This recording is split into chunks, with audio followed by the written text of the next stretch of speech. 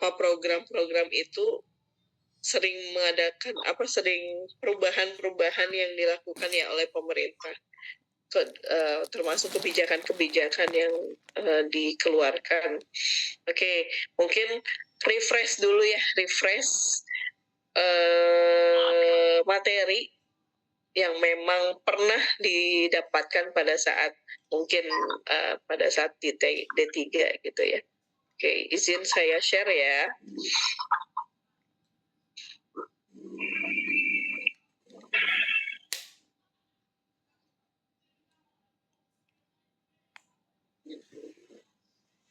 Oke, sudah terlihatkah?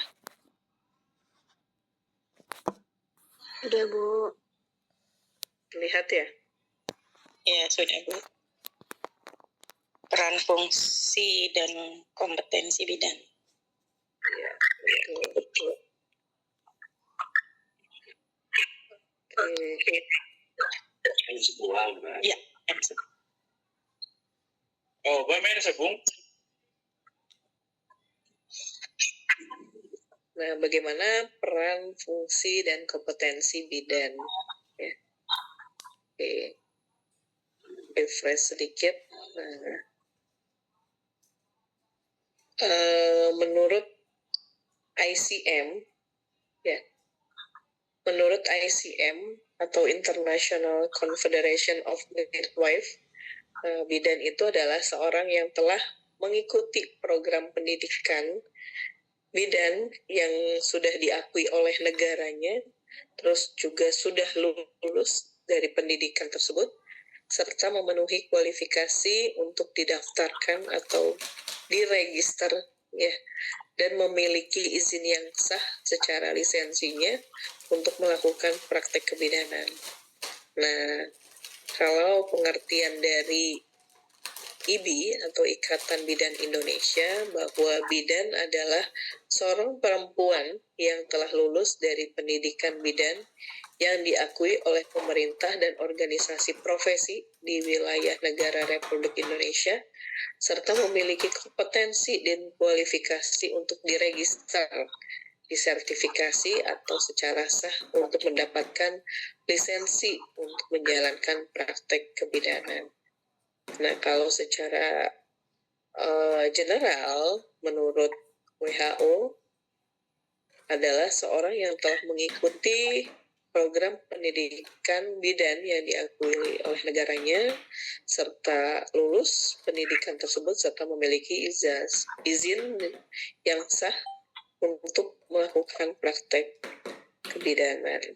Jadi, sebetulnya mah sama ya Bu ya, secara umum pengertiannya. Namun mungkin di negara lain selain Indonesia, bidan itu bisa bukan perempuan. Artinya yang perempuan itu adalah di Indonesia sendiri. Mungkin di negara lain ada yang laki-laki. Seperti itu. Tapi tadi esensinya adalah untuk semua seseorang itu yang memang bisa mengikuti atau yang telah mengikuti program pendidikan kebidanan seperti ibu-ibu ini atau mbak-mbak ini yang sedang mengikuti kembali gitu ya proses pendidikan kebidanan, nantinya kan akan bagaimana untuk mengupgrade untuk melakukan izin praktek kebidanan yang sah gitu ya. Oke, baik. Nah, terus bagaimana peran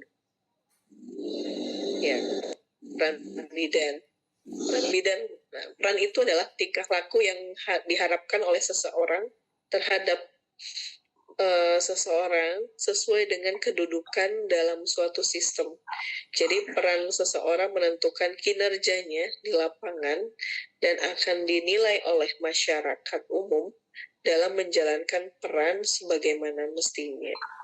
Nah, kalau fungsi itu bagaimana? Kalau fungsi adalah pekerjaan yang harus dilakukan sesuai dengan peranannya masing-masing, baik individu maupun individu dalam profesinya. Nah, kalau kompetensi itu apa? Kalau kompetensi adalah pengetahuan yang dilandasi oleh pengetahuan, keterampilan, dan sikap yang harus dimiliki oleh seorang bidan dalam melaksanakan praktek kebidanan pada berbagai tatanan pelayanan kesehatan secara aman dan bertanggung jawab sesuai standar sebagai syarat untuk dianggap mampu oleh masyarakat.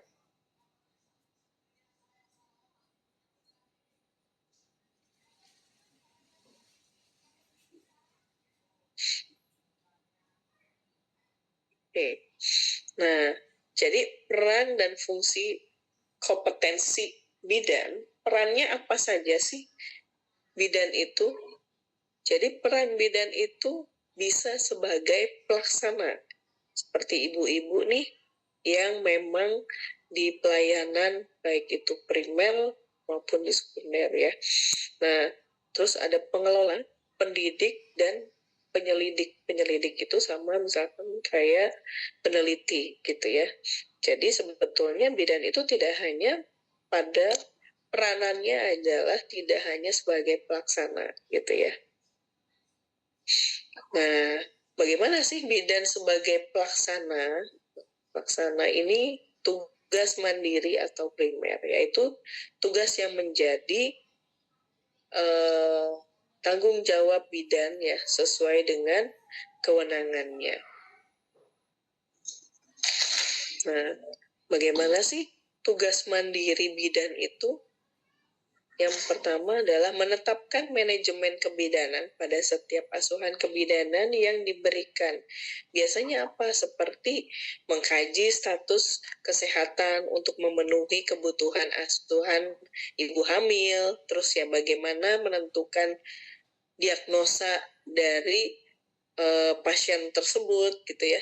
Terus menyusun rencana tindakan sesuai dengan masalah yang dihadapi, terus melaksanakan tindakan sesuai dengan rencana yang sudah disusun, terus mengevaluasi tindakan yang sudah diberikan, terus membuat rencana kembali gitu ya sebagai rencana tindak lanjut, serta diakhiri dengan pencatatan dan pelaporan untuk tindakan kegiatan tersebut.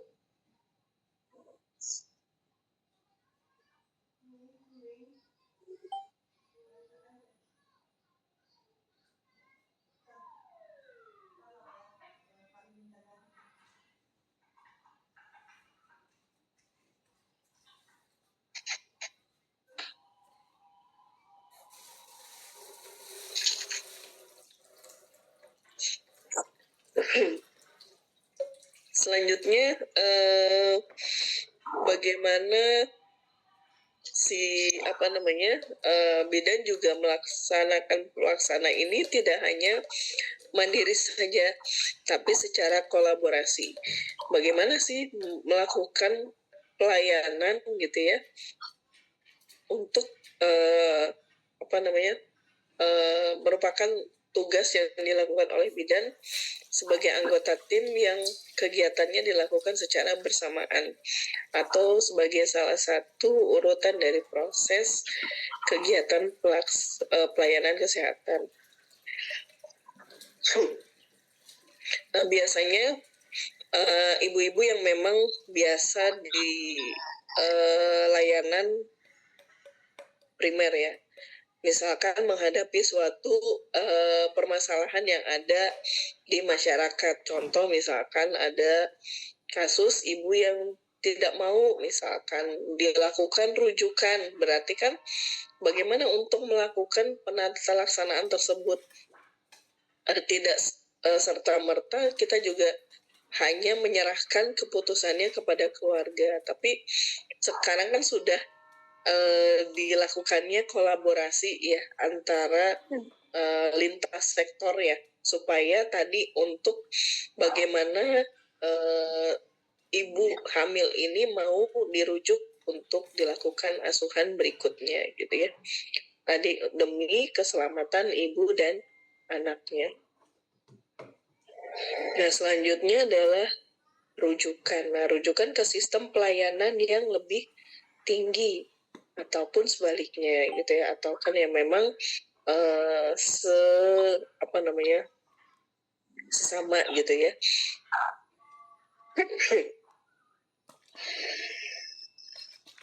Selanjutnya adalah bidan sebagai pengelola. Nah, bidan itu tidak hanya tadi sebagai pelaksana, bidan pula bisa menjadi pengelola. Artinya, bidan itu bisa mengembangkan pelayanan dasar kesehatan. Ya, contohnya apa? Misalkan bagaimana sih kenapa ya misalkan kesehatan ibu dan anak misalkan di wilayah tertentu itu kok masih banyak yang stunting misal. Kenapa sih kenapa masih banyak yang stunting? Kita kan cari nih permasalahan yang ada gitu ya. Nah, ibu bisa nih membuat suatu kegiatan gitu ya, suatu kegiatan ataupun ibu mempunyai planning apa nih untuk melakukan ataupun mengatasi permasalahan stunting tersebut.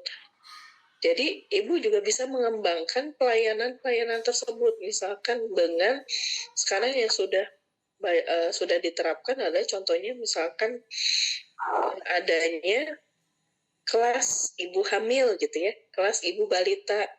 Nah, walaupun ini banyak yang belum berjalan secara efisien, tapi ini adalah merupakan salah satu sarana untuk mengembangkan bagaimana mengupayakan supaya kejadian ataupun pelayanan ibu dan anak ini lebih dekat gitu ya ke masyarakat. Terus juga berpartisipasi dalam tim ya, bidan berpartisipasi dalam tim melaksanakan program kesehatan atau sektor lain melalui peningkatan kemampuan, misalkan sekarang pelatihan kader gitu ya, terus pelatihan ke tenaga gizi misalkan, ataupun ke tenaga kesehatan lainnya misalkan, ataupun kita bisa bekerja sama dalam satu tim. Sekarang bidan juga kan diikut sertakan dalam kesehatan reproduksi. Salah satunya adalah bidan-bidan puskesmas itu diterjunkan ke sekolah-sekolah untuk melakukan pendidikan kesehatan reproduksi gitu ya. Nah, itulah salah satu sebetulnya bagaimana kita sebagai pengelola gitu ya di layanan kesehatan gitu. Selanjutnya bidan sebagai pendidik. Memberikan pendidikan dan penyuluhan kesehatan kepada individu, keluarga dan masyarakat tentang penanggulangan masalah kesehatan, khususnya KIA dan KB. Yang kedua adalah melatih dan membimbing kader termasuk mahasiswa bidan atau keperawatan mungkin, serta membina kader ya di wilayahnya. Nah, jadi tadi ya tidak hanya sebagai pengelola gitu ya, terus promosinya gitu ya, promosi kesehatannya bukan lagi bagaimana kita melakukan penanganan kepada permasalahan kesehatannya gitu. Jadi lebih baik mencegah gitu ya daripada mengobati seperti itu. Selanjutnya adalah bidan itu sebagai penyelidik atau biasa yang kita sebut adalah peneliti. Jadi bisa melakukan investigasi ataupun penelitian terapan dalam bidang kesehatan baik secara mandiri atau berkelompok. Sebetulnya ibu-ibu ini bukan, kan itu mah misalkan yang jadi peneliti mah khususnya di pendidikan saja. Sebetulnya mah tidak gitu ya. Ibu-ibu di pelayanan pun sebetulnya dalam menghitung, dalam merekap data itu sebetulnya bagian dari penyelidik atau peneliti, karena ibu juga kan misalkan dalam bulan ini merekap sekian ibu hamil, melakukan presentasi berapa sih presentasi yang ibu hamil yang tidak melakukan kunjungan secara optimal misalkan. Terus mereka berapa banyak sih jumlah ibu hamil yang anemi? Terus berapa jumlah ibu hamil yang hipertensi? Terus berapa jumlah ibu hamil yang preeklamsi misalkan. Nah, itu pun sebetulnya salah satu dari peranan bidan itu sebagai penyelidik ataupun peneliti, karena dari data-data tersebut kita itu bisa melihat itu adalah masalah, akar masalah. Nah, dari akar masalah tersebut pastinya ibu-ibu akan melakukan penata laksanaan, apa sih rencana tindak lanjut dari permasalahan yang ada. Nah, jadi itu adalah bagian dari peneliti ataupun penyidik. Jadi tidak harus bahwa bidan yang meneliti itu harusnya di pendidikan, enggak. Itu sebetulnya proses demikian itu sebetulnya adalah tadi proses peneliti ataupun penyelidik gitu. Jadi peranan tersebut sebetulnya semuanya sudah dilakukan oleh ibu-ibu atau mbak-mbak sekalian di tempat praktek gitu ya. Oke, terus apa sih kompetensi bidan? Nah, sebetulnya banyak sekali kompetensi bidan yang harus diketahui oleh ibu-ibu atau mbak-mbak sekalian ya. Nah, tapi apa sih yang menjadi benang merahnya gitu ya di kompetensi bidan itu? Nah, yang pertama adalah etik legal dan keselamatan pasien. Nah, ini yang harus kita tahu bersama gitu ya. Jadi apalagi dengan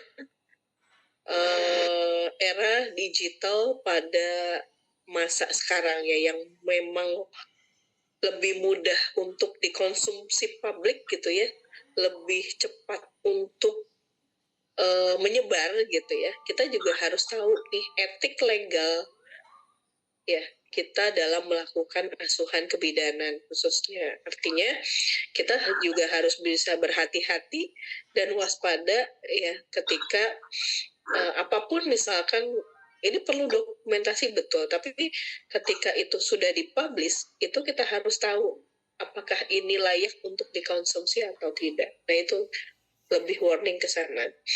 Terus bagaimana kita juga melakukan keselamatan pasien.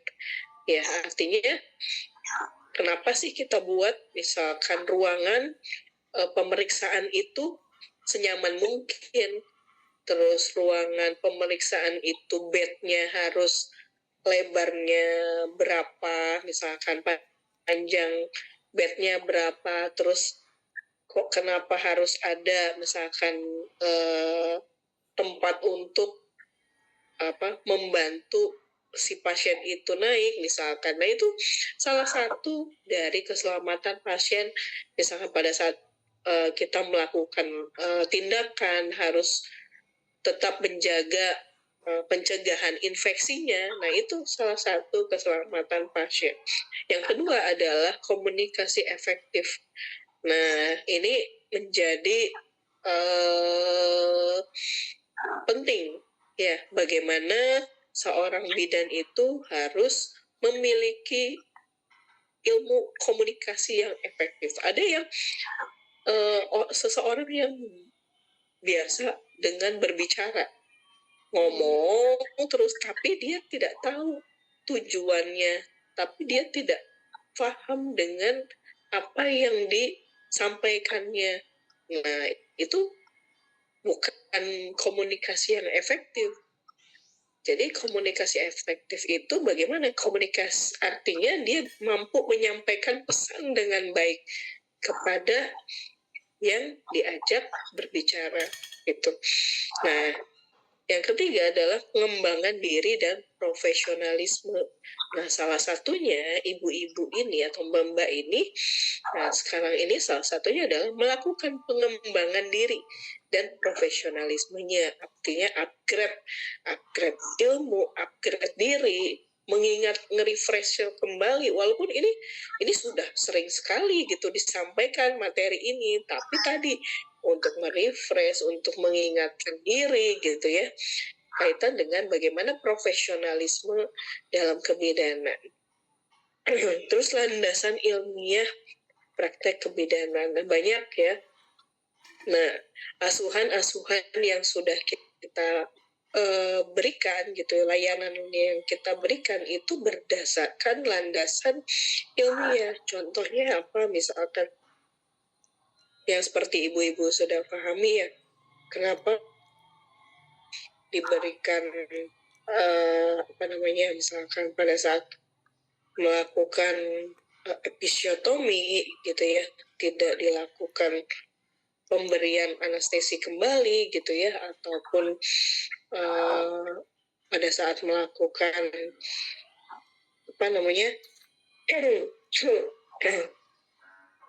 misalkan pada saat contoh lainnya banyak ya, seperti misalkan melakukan oksitosin gitu ya. Oksitosin itu dilakukan ya nanti gitu ya, setelah bayi baru lahir gitu ya, terus dan sebagainya gitu ya.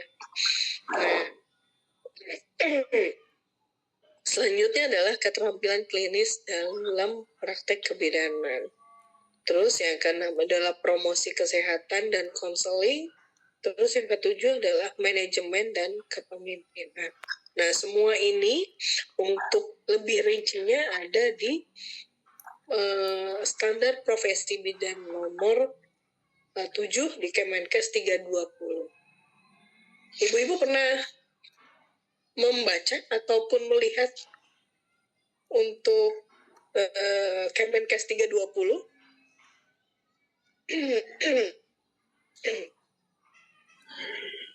Belum, Bu. Belum? Belum, Bu. Nanti saya share ya. Ya, belum. Untuk terlihat ya?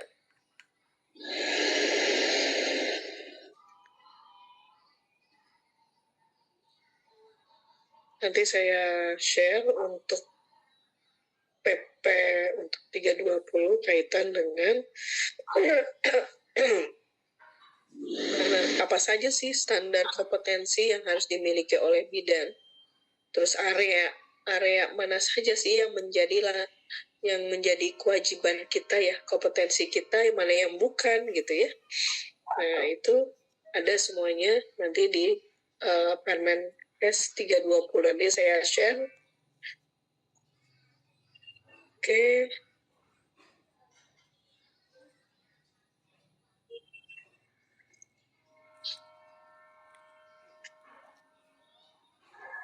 Yes.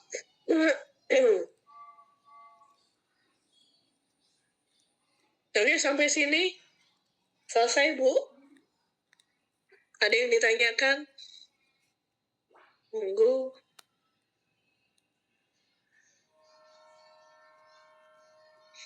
Ini hanya merefresh kembali kaitan dengan peran, fungsi, dan kompetensi bidan. Ya, mungkin sharing dari ibu-ibu sekalian, apa sih yang bagi terutama yang alumni kali ya, ini mau sambil evaluasi saya juga di pendidikan mungkin. Kira-kira sekarang kompetensi apa yang memang harus dimiliki gitu ya seorang bidan, tapi belum pernah dipelajari gitu, ataupun sepertinya belum pernah didapatkan gitu. Ada nggak kira-kira? Mangga. Kayak pelatihan gitu, tak, Bu? Pelatihan apa, Mbak? Iya, kalau yang baru itu kan ada pelatihan SHK gitu, Bu. Itu kan baru ya? Iya. Iya, SHK. Oke, terus?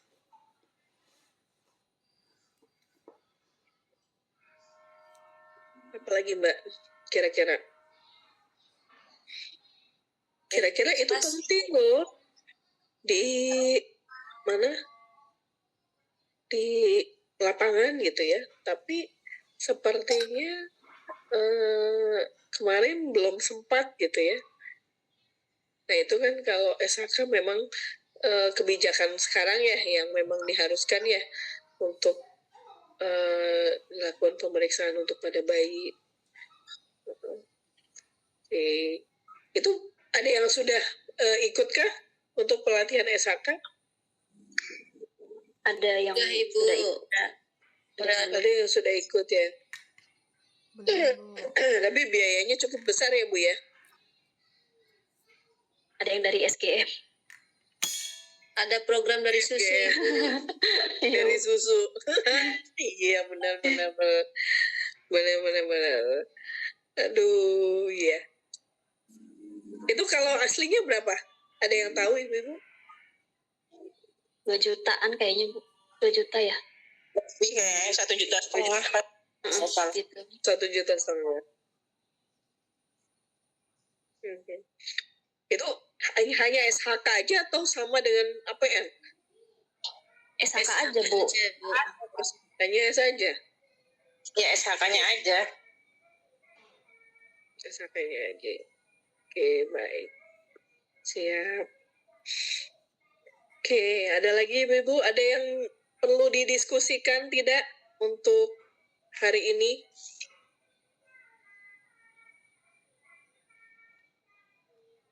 Sepertinya tidak ada.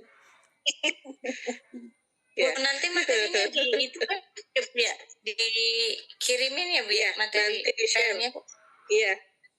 Iya, nanti saya kirimkan untuk filenya, ya.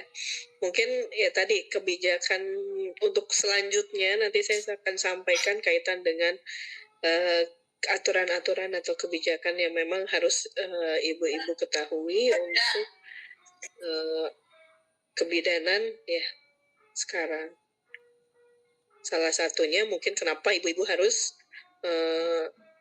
ya melanjutkan pendidikan gitu ya. Salah satunya di undang-undang ya, Undang-Undang Nomor 4 Tahun 2019 kaitan dengan profesi kebidanan. Baik. Oke, kalau tidak ada yang ditanyakan, kita cukupkan ibu-ibu? Iya. Ya, Iya, Bu. nanti saya kirimkan ya. Nanti saya kirimkan untuk file Iya, Bu. PowerPoint-nya dan tadi ya untuk yang kewenangan bidan. Baik. Baik, terima kasih banyak ibu-ibu sekalian. Mohon maaf untuk hari ini karena harusnya kemarin untuk pembelajarannya. Dan selamat untuk berlibur ataupun bekerja kembali. Nggak ada liburnya, Bu, bidanan. Oh iya benar Bu, betul. Tidak ada liburnya, betul sekali. Baik, terima kasih banyak ibu-ibu. Cukup sekian dan terima kasih. Assalamualaikum warahmatullahi wabarakatuh. Waalaikumsalam. Terima kasih, Ibu. Ya, Terima kasih, Bu. terima kasih.